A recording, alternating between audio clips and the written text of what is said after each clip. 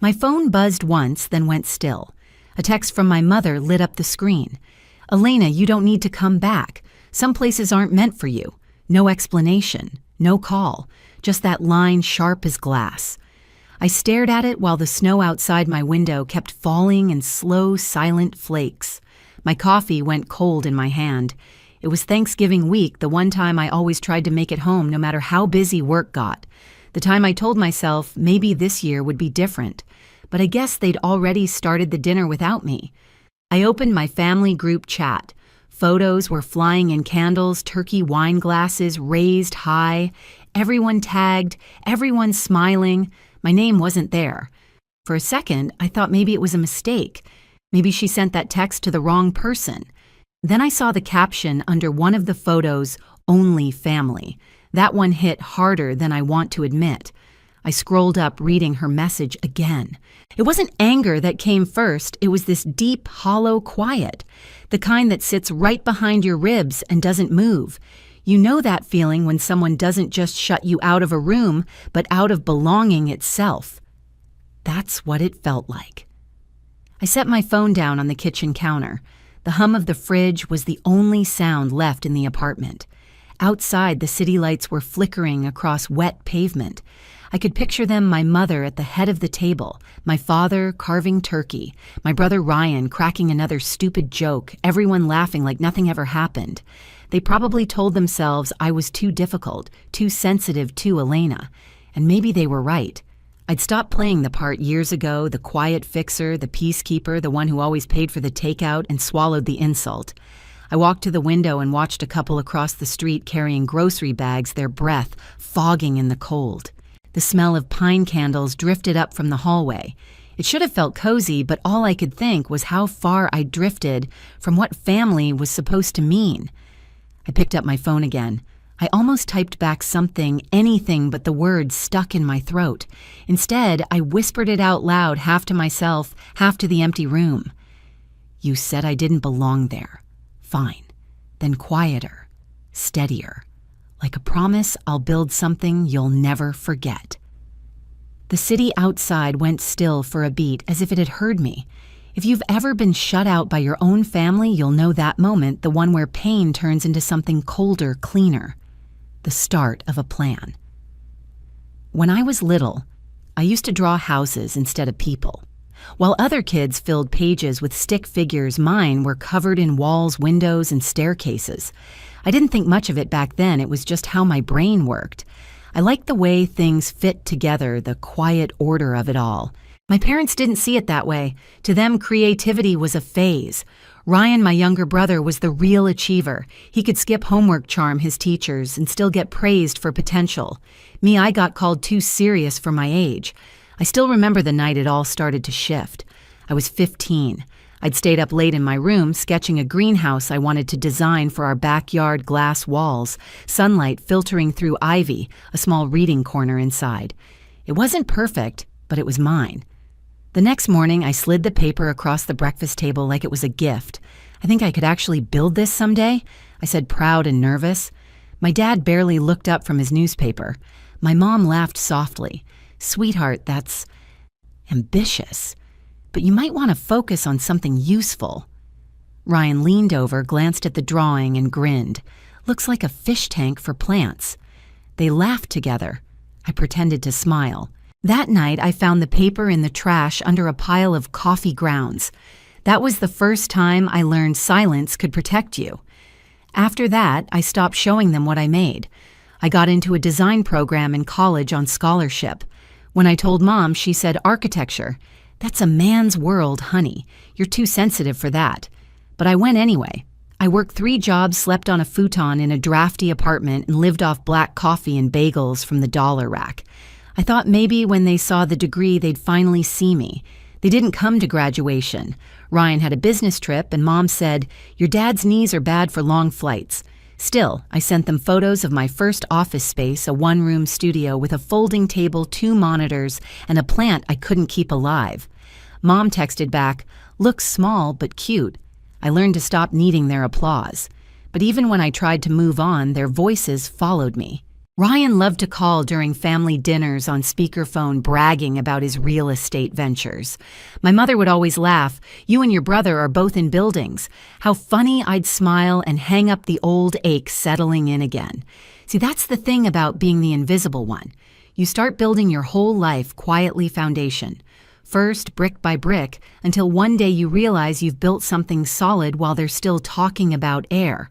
And all it takes is one insult, one push too far to make you see what your silence is really worth. The night it all snapped, I was sitting at my parents' long oak table, the one that had hosted every holiday dinner since I was a kid. The smell of roasted lamb and garlic butter hung in the air, the kind of scent that used to mean home. Not anymore. Ryan was at the head of the conversation as usual. He was talking about his new venture, a luxury bar he planned to open downtown. Everyone leaned in like he was giving a TED Talk. My mother looked at him like he'd just invented electricity. I kept my eyes on my plate, cutting my food into tiny, neat squares. So Ryan said, turning toward me, "You know, construction. What do you think of my location idea, Midtown, right across from the new plaza?" I glanced up. "It's a risky spot," I said. "High rent, low foot traffic after 9. You'd need a strong concept to keep it afloat." The room went quiet. Then Mom's voice, sharp smiling, cut through it. "Elena, could you not? Your brothers worked hard on this. You always find something negative to say." My fork stopped halfway to my mouth. I wasn't being negative. I was giving Ryan interrupted with a smirk. "She just doesn't get it, Mom. Not everyone wants to live in spreadsheets and blueprints." A few of our relatives laughed. One even clapped him on the shoulder. My chest tightened. "I'm just saying," I tried again, but Mom's hand lifted slightly as if to silence me. "Sweetheart, if you can't be supportive, maybe you should just enjoy your meal." That tone, the one that sounds polite to outsiders but cuts you clean on the inside. The rest of the table moved on without me. Ryan talked about his investors who I was sure were imaginary. My dad nodded like it all made perfect sense. My aunt poured more wine. I sat there small again, 15 years old, and watching my dream go into the trash all over again.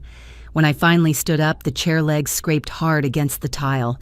The noise made everyone look. I said, "You know what? Maybe you're right. Maybe I don't belong here." Ryan chuckled low and mean. "Guess that's finally sinking in." Mom's voice came calm and cold. "Elena, if you can't behave like family, then maybe you shouldn't come next time." I felt the words hit like a door slamming. I didn't say another thing. I just walked out my heels, clicking through the hallway I'd once memorized as a child. In the reflection on the glass door, I saw them still talking, still laughing as if I'd never been there. When I got to my car, my phone buzzed. A new text from Mom. "Don't come back until you learn how to respect your brother." I sat there in the cold screen glowing in my lap, breath fogging the windshield. That was the moment the warmth finally died, and in its place something colder started to build, something sharper, quieter, unbreakable. The first few days after that dinner, I didn't speak to anyone. Not my parents, not Ryan, not even Lydia, my business partner, and the one person who knew how to read my silences. I went through the motions at work, client meetings, project calls, endless site visits, but inside, everything felt muted like I was walking underwater. Then one morning, I got an email that changed everything. A real estate group was selling a corner lot downtown, a wide piece of land, old brick walls still standing from a failed restaurant. The address stopped me cold. It was the same block Ryan had bragged about at dinner, Midtown across from the plaza, the one he'd called his spot. I sat staring at the screen until Lydia poked her head into my office.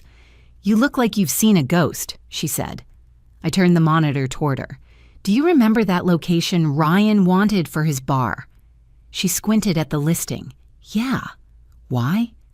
"Because it's available," I said quietly, "and I can afford it."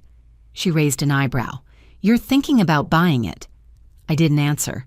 Instead, I printed the listing, folded it neatly, and slid it into my notebook. That night, while the rest of the city was closing up shop, I drove down there. The street was half empty, neon signs flickering from the diner across the road. I parked and walked the perimeter, my boots crunching on gravel hands, shoved deep in my coat pockets. The air smelled faintly of rain and old metal. I looked up at the exposed beams, the broken windows, the faint outline of what used to be a sign. I could almost see it already: glass walls, hanging gardens, a courtyard filled with light, a place that didn't need anyone's permission. By the end of the week, the offer was in. By the next month, it was mine. Construction started slow, then all at once. Early mornings at the site steel groaning under welders' sparks, the taste of coffee turning bitter in my mouth as I reviewed blueprints at sunrise. Lydia would meet me with 2 cups, her hair tied up, grinning through exhaustion.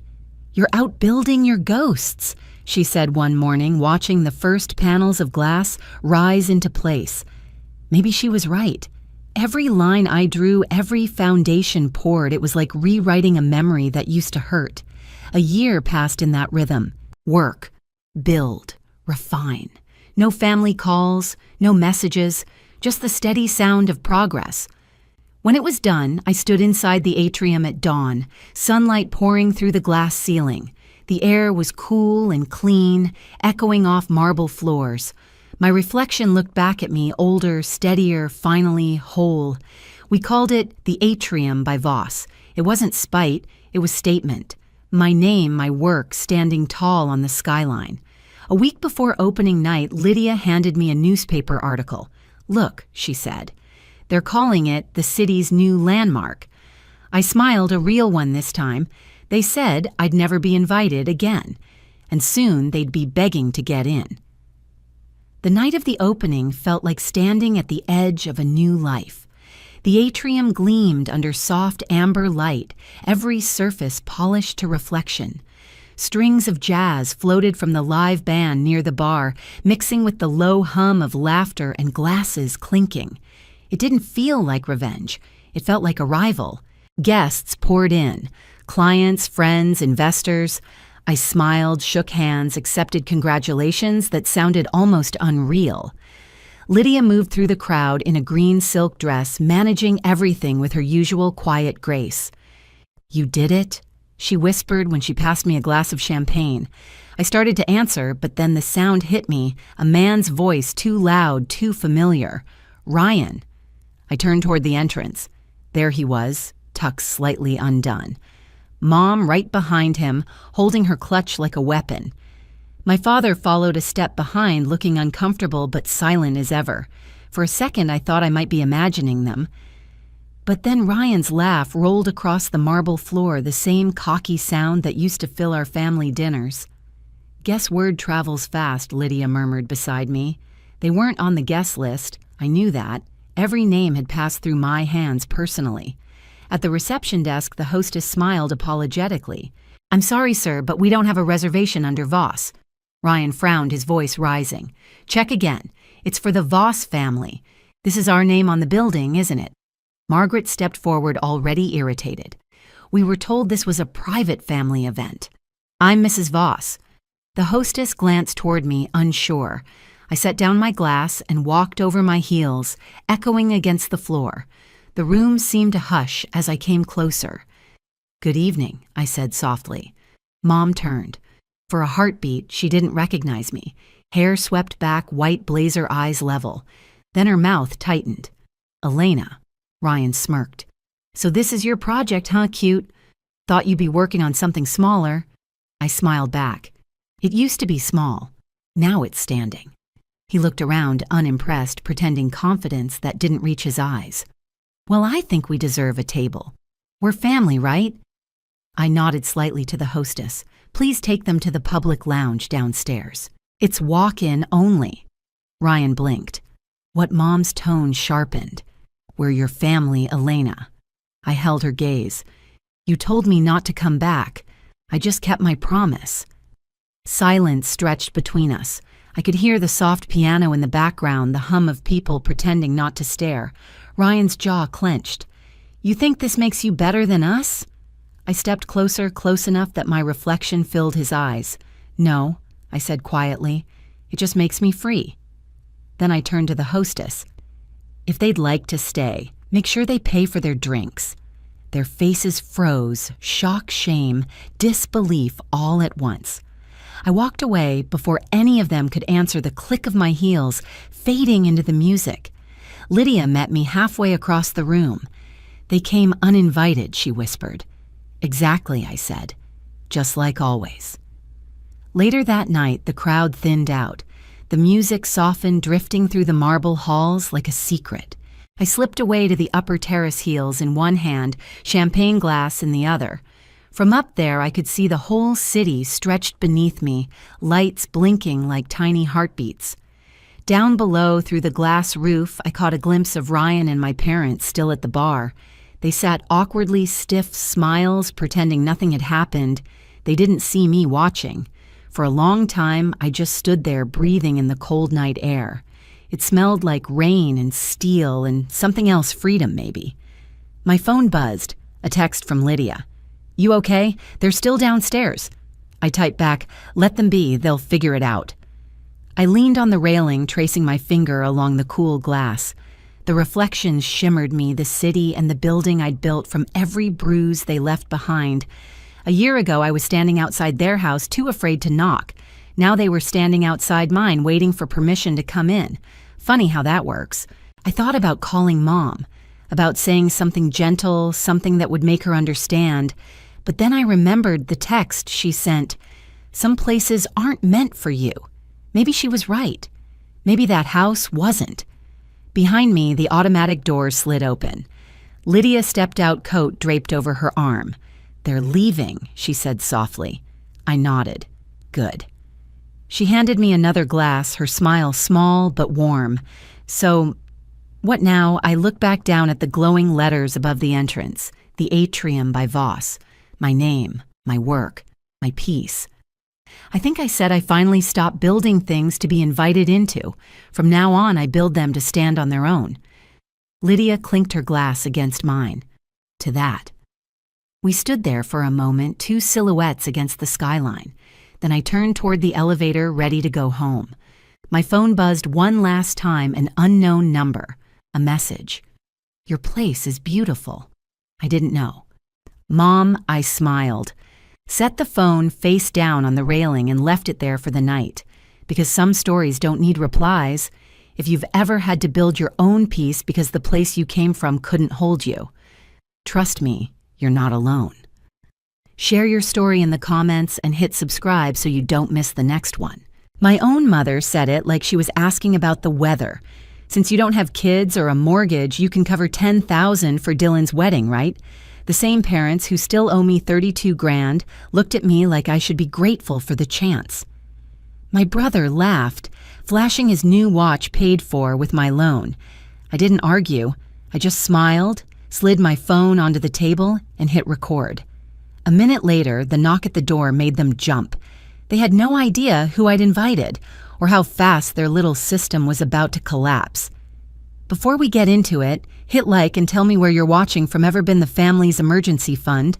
I grew up believing love meant sacrifice. When I was 16, I worked weekends at a diner off Maple Street, saving tips in a cracked mason jar labeled Family Fund. My mom would pat my hand every Sunday and say, "You're such a good girl, Claire. You understand responsibility." I thought that meant love. I didn't realize it meant obedience. The habit never stopped. Birthdays, promotions, tax refunds, every extra dollar went somewhere else. Mom's credit card debt, Dad's truck payment, Dylan's business venture that turned into a trip to Cabo. They called it helping family. I called it keeping the peace. The one time I hesitated, Mom's face fell so fast I panicked. "We do it for you," she said softly. That was her favorite lie. On paper, we looked perfect. A neat house in the suburbs, Sunday dinners, framed graduation photos, hung in matching silver frames. But under that polish, every meal was a transaction. The dining table wasn't for sharing, it was for negotiations. Dad had a way of clearing his throat before any request. I used to tense up at the sound. Mom would pour wine first, pretending it was casual. Dylan, the golden child, would arrive late, toss his keys on the counter, and grin like he was doing us a favor by showing up. He'd talk about his next investment, about Hawaii, about his fiancée's designer gown, while I quietly passed the mashed potatoes. There were times I caught my reflection in the silverware and barely recognized myself. Tired eyes, polite smile, the dependable daughter who never said no. the one who kept receipts in labeled envelopes but never dared to use them, because in this family, bringing up money meant betrayal. Still, part of me kept hoping they'd see me, not as their lender, but as their daughter, the one who used to draw crayon cards for them, who still showed up with casseroles and hugs. That illusion finally cracked 6 months ago in the dentist's parking lot. I was shaking from pain, holding the estimate for emergency surgery $3,000 due immediately. My savings were gone, drained by years of temporary loans. When I called Mom, my voice was breaking. "I just need help until payday," I said. She sighed like I was a stranger asking for a favor. "Oh, honey, we're a little tight. Can't you put it on a credit card?" I remember staring at my rearview mirror, watching my own face twist between disbelief and shame. 2 days later, Dylan posted a photo of his new BMW in their driveway. Mom commented, "So proud of you, sweetheart." That was the moment I realized the truth. I'd avoided my whole life. My love had never been enough. Only my money had. Still, I didn't stop hoping things could change, because that's what people like me do. We keep showing up even when the door keeps closing. But the next time I knocked, I wasn't bringing cash. I was bringing consequences. 2 weeks after that call, Mom's tone changed again. Warm, sugary, dangerous. "We're having a little family dinner on Sunday," she said. "Nothing fancy, just a few of us talking wedding plans. You'll come, right?" I almost said yes out of habit, but something in her voice made me pause. "Sure," I said slowly. "Who's coming?" "Oh, just close family," she replied quickly, "and a few people helping Dylan and Emily plan things." That Sunday, I scrolled through Instagram while microwaving leftovers alone in my apartment. The first photo hit like a slap my parents, Dylan, his fiancée, her parents all smiling at a long table under soft lights. The caption read, "Family dinner wedding plans coming together." I stared at it for a long minute, my fork halfway to my mouth. Close family. That's what she'd said. I typed a quick text. "What dinner is this?" Her reply came seconds later. "Oh, sweetheart, it was just for those directly involved in planning." Directly involved. I let out a dry laugh. So I was useful enough to fund the event, but not important enough to be invited. It might have ended there, but humiliation has a way of multiplying. The next week was the 4th of July barbecue in our neighborhood, the one Mom loved hosting because it made her look generous. I brought my potato salad and that same obedient smile, ready to keep the peace. But peace isn't what they wanted. By the grill, I heard her voice floating through the chatter. "We're worried about Claire," she said to Mrs. Campbell and 2 neighbors, tone dripping with pity. "She's having a hard time financially. That's why she couldn't help with Dylan's bachelor party." My hand froze mid-scoop. She was lying so smoothly you'd think she believed it. "She's always been bad with money, bless her heart," Mom added. "We try to guide her, but she just doesn't listen." The women nodded their eyes, turning toward me, soft, judgmental, full of fake sympathy. My chest burned. I set down the bowl before it slipped from my hands. The truth was, I hadn't paid for that bachelor party because I was still digging out from the dental bill, the one she'd refused to help with. For the first time, I didn't go inside to clean up or offer dessert. I just left. Drove home in silence with fireworks flashing red and white in my rearview mirror, like the world was celebrating my breaking point. That night, Dad called. His voice was heavy, rehearsed. "Your grandma's medical bills are piling up," he said. "If you can't help family, who can you help? Just 3,000 Claire." The guilt stabbed hard, but something in his tone didn't sit right. The next morning, I drove an hour to visit Grandma at her retirement community. She looked up from her crossword puzzle, bright-eyed as ever. "Medical bills," she repeated, confused. "Oh, no, dear. My insurance covers everything." For a moment, the world went silent. Then it hit me. This wasn't a misunderstanding. It was a pattern. I went home, pulled out the shoebox of receipts I'd kept for years, and began lining them across the floor. Dates, amounts, signatures. My so-called family's history spelled out in ink. I opened a new spreadsheet on my laptop and typed 3 words at the top. "They owe me." And for the first time in my life, I didn't feel guilty. I felt awake. The next few nights, I barely slept. The apartment was quiet except for the hum of my laptop fan and the shuffle of papers, receipts, transfer screenshots, text messages, every thank you that had come with a hidden knife. I arranged them chronologically, watching a pattern form like a stain spreading across fabric. 11 years of giving 11 years of being used. By Friday, I had a binder thick enough to rival a case file. Maybe that's why I called Sophie. We'd been friends in college before life drifted us apart. She'd gone into law and I'd gone into teaching 2 different kinds of caretaking. When she answered, her voice was sharp as ever. Claire. It's been ages. I think I'm in trouble, I said quietly. Financial trouble, she asked. Family trouble, I corrected. I told her everything, the loans, the manipulation, the fake medical bills. By the time I finished, my throat ached. Sophie was silent for a long time before saying, "What they're doing isn't just unethical, it's abuse." The word hit like a slap. Abuse. I'd spent years thinking of myself as too sensitive, too dramatic. "Is there anything I can do?" I asked. Her tone shifted. "Oh, there's a lot you can do, but first we document everything legally." Over the next week, Sophie helped me file affidavits, organize bank statements, and record new phone calls. Every time Mom or Dad reached out, I let it ring 3 times before answering and hit record. Each conversation sounded the same guilt pressure the word family wielded like a weapon. Then came the text that turned everything from insult to war. From Mom, great news. "We've put you down for $8,000 toward Dylan's honeymoon. The travel agent needs it by Friday. We know teaching doesn't pay much, but family sacrifices for family." I stared at it, feeling the heat rise behind my eyes. I showed it to Sophie the next day in her office. She shook her head slowly. "They're escalating. They think they still own you." She typed something fast on her computer. "Let's check your credit," she murmured. A few clicks later, she froze. "Claire? Did you open a credit card 5 years ago under an account ending in 7439? "No," I said immediately. Her face hardened. "Your brother did." The screen showed charges from luxury stores, flight tickets, and missed payments, all under my name. My credit score had been quietly bleeding for years. I felt my stomach drop, but Sophie's calm steadied me. "This is identity theft," she said, "and I promise you we can prove it." For the first time, I wasn't scared.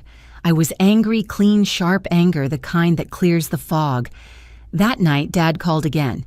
"We need to talk about your attitude," he said, his voice hard. "Sunday dinner. Be there." When I hung up, I didn't hesitate. I forwarded the message to Sophie. Her reply came seconds later. "Perfect. Let's make it a family meeting they'll never forget." Sunday came dressed like any other, quiet afternoon sunlight spilling through my blinds, the smell of detergent from the laundry next door, but inside me, everything was still. No fear, no guilt, just resolve. Sophie pulled up in front of my apartment right on time. She wore a charcoal blazer and carried the black briefcase that had terrified more people than any weapon could. "You ready?" she asked. I nodded. Been ready for 11 years. The drive to my parents' house felt shorter than it ever had, maybe because every mile peeled away another layer of obedience. By the time we turned into their familiar cul-de-sac, I wasn't the same daughter who used to sit quietly through their lectures. I was the woman they'd built and broken, and now the woman coming to collect. Mom's house looked perfect as always. White porch swing, fresh hydrangeas, the smell of cinnamon potpourri floating through the open window. The same setting for every emotional ambush. I could almost hear her voice echoing, "Smile, Claire. Family sees everything." We stepped onto the porch. I didn't knock. Inside, they were waiting like judges behind a long, invisible bench. Mom perched on her armchair, hands clasped in saintly patience. Dad stood near the fireplace posture, rigid. Dylan lounged on the couch, scrolling his phone, wearing that same watch he bought with my loan. Mom broke the silence first. "You're late, sweetheart. I brought someone with me." I said, my tone calm, almost kind. Dad frowned. "This is a family meeting." "Exactly," I said, opening the door wider. Sophie stepped in. The click of her heels on the hardwood sounded louder than thunder. The air changed tight electric. Who is this?" Mom asked, her voice sharp now. "This is Sophie Tran," I said evenly, "my attorney." For a second, no one breathed. Mom laughed, a shaky, nervous sound. "Claire, what on earth she's here," I interrupted, "to discuss the $32,000 you owe me plus interest, and the fraudulent credit card opened under my name." Dylan's phone slipped from his hand, clattering onto the floor. "That's ridiculous," Dad barked. "You're suing your own family." "I'm holding them accountable," I said. "There's a difference." Sophie placed the briefcase on the coffee table and opened it with a soft metallic click. Inside were neatly labeled folders. She began laying them out one by one: loan agreements, text screenshots, bank transfers, voice transcripts. "These are legally binding promissory notes signed by Marianne and Frank Monroe," she said clearly. "And here, bank statements proving the funds left Ms. Monroe's account and entered yours. Additionally, here's evidence of a credit card in her name opened and used by Mr. Dylan Monroe." Mom's hand flew to her chest. "We didn't mean those were just family notes." "The court doesn't see them that way," Sophie said smoothly, "especially not after reviewing the recordings." "Recordings?" Dylan's voice cracked. I met his eyes. Every call, every message. "You said it yourself. Families help families. I just helped us all remember how." Dad's face reddened. "You're destroying this family, Claire." "No," I said quietly. "You destroyed it when you treated me like an ATM." For a moment, the only sound was the faint hum of the air conditioner. Then Sophie pulled one last folder from her case and slid it forward. "As of this morning, a court order has frozen your joint accounts pending investigation." Dad's mouth opened, then closed again. Mom let out a strangled sob. "You froze our accounts. We can't even pay for Dylan's wedding now." Sophie's tone stayed professional. "Financial abuse is a crime, Mrs. Monroe. Consider this an opportunity to reflect on priorities." Dylan shot up, pacing. "This is insane. You think you can ruin our lives because of some old paperwork. You did that yourself," I said. "You used my name to open credit. That's fraud." His voice rose. "It was a mistake," I stood up. "No, Dylan. A mistake is forgetting a birthday card. This was theft, and you knew exactly what you were doing." The rage in his eyes faltered, replaced by fear. That was new. That was power. Mom tried one last time. "Claire, please. We're family. You don't have to go through with this." I looked at her. Really looked. The woman who'd taught me that love meant debt. The woman who'd said, "We'd do the same for you," but never did. "You're right," I said softly. "I don't have to. But I will." Sophie gathered her documents, snapped the briefcase shut, and nodded to me. "We'll be in touch within 30 days for payment arrangements," she said formally. "If restitution isn't made, we'll proceed with litigation."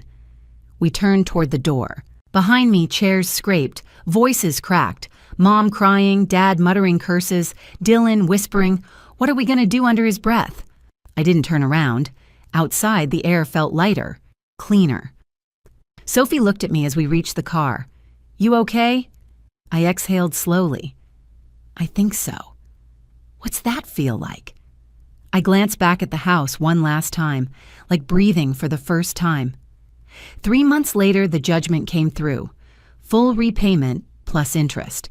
Dylan pleaded down on the credit card fraud, but the penalty still hit hard restitution financial counseling and a stain on his record that no apology could erase.